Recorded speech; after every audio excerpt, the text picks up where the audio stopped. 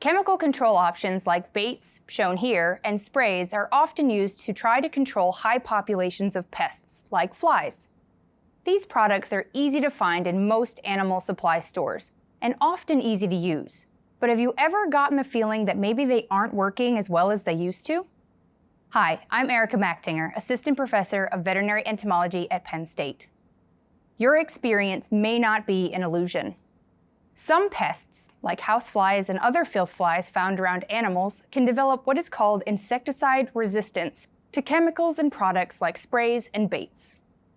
Insecticide resistance refers to a decreased ability of a chemical to control a pest when that chemical was previously effective.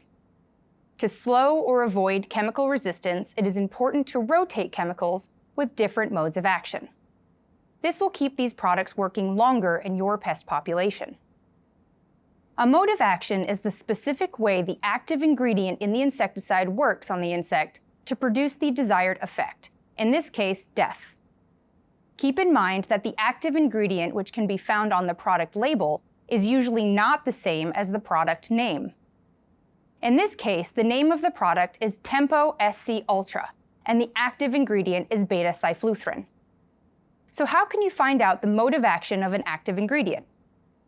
Once you know the active ingredient in the product, check the Insecticide Resistance Action Committee, or IRAC, mode of action table or online tool available at www.irac-online.org.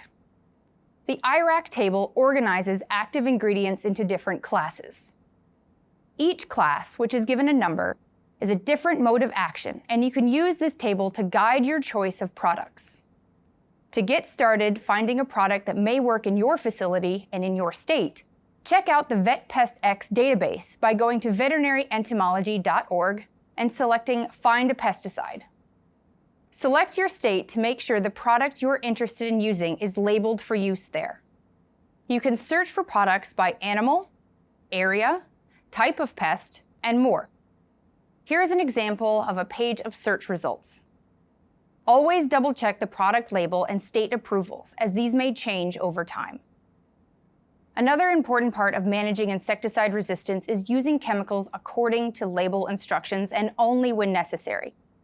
Check the label before you apply a product and make sure the product is applied at the correct dose, at the appropriate time, and targeting a labeled pest at the right life stage.